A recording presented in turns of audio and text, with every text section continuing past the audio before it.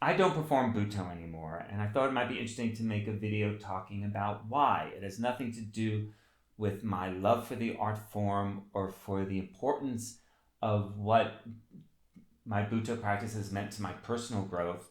It has to do with approaching Butoh as an art form. I feel like at some point there's no place to take it to a new place and have it still be Butoh. I want to talk a little bit about what I mean by that, because I don't want to be hung up about labels or definitions, but the ideas that constellate around what I love about Butoh is, I've talked about this before, it's no exaggeration when I say I feel like it deals with some things that are really primal about the human condition, about human existence, things that were part of our being pre-culture. And I think it's very important for society, for culture to stay connected with that. And I think there are different ways in which we can stay connected with that. And Butoh is just one of the ways that was important to me, one of the ways that was important for a lot of people at the end of the 20th and beginning of the 21st centuries.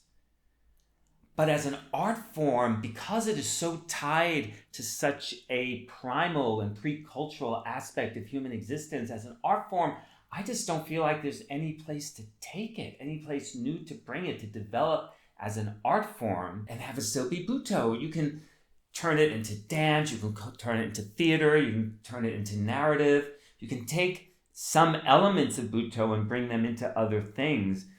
But Butoh is so primal and so vital and so important. I feel like I've taken it as far as I can take it. I've taken it as far as I can envision doing something new with it and have it still be that thing that I love. I'm not saying someone else won't be able to do that, but I haven't been able to. And also I haven't, frankly, seen much. I haven't seen much Butoh that feels like it's developing the art form as opposed to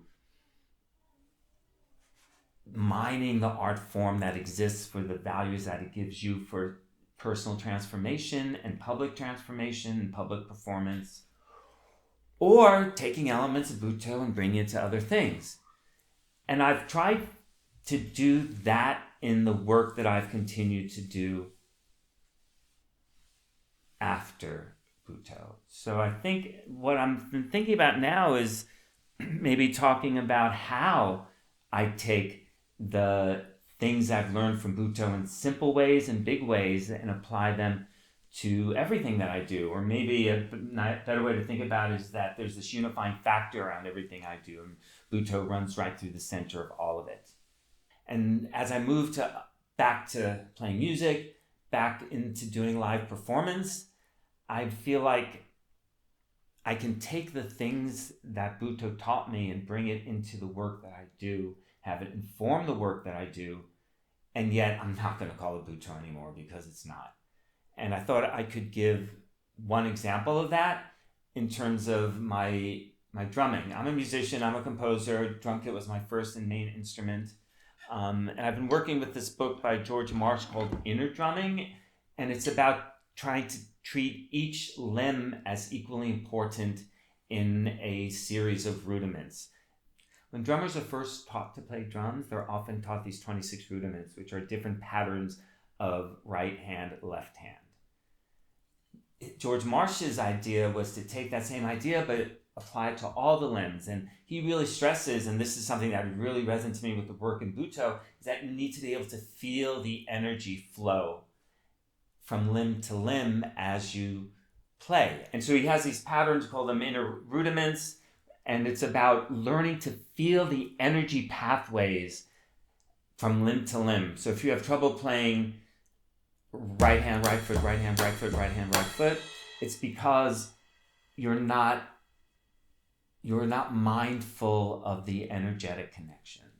It's a metaphor, but it works, and it relates to a lot about what I was doing when I was doing Butoh. So that idea of feeling a clear and flowing path of energy between each limb in any combination of limbs. Right, left foot, right hand, right foot, right, left foot. And if you're not playing it smoothly, it's because the pathways aren't mindful and clear and open. And that can be a lot of things. It can mean having a relaxed body. It could mean mindfulness, the stutters, the blocks come in different places. Having a relaxed body is important, having mindful body is important, and having the muscle memory of that flow is also important. An idea of clear energy patterns through the body is very, very reminiscent to me of Butoh. I remember we used to do this exercise with Maureen Fleming. She called it throwing water. You would imagine that you're sipping a straw in your perineum. It's not so much tightening, but a lengthening. And as you do that, you imagine there's water flowing through that straw, and then you throw it out in your limbs. And it was a way of opening up the pathways, getting them flowing, getting them clear, getting them mindful. And that absolutely relates to this idea of these inner rudiments that George March talks about in the drumming. For example, a real simple one, just alternating each limb. But then you can change the pattern. If you feel like you're stuck between left hand, right foot, are you trying to do right side of the body with the left foot, and just gotta feel that energy flow.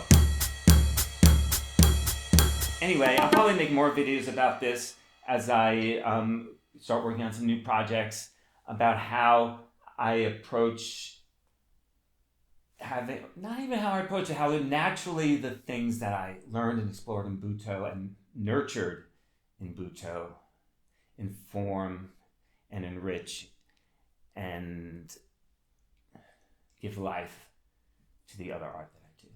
Anyway, that's just what I wanted to talk about today.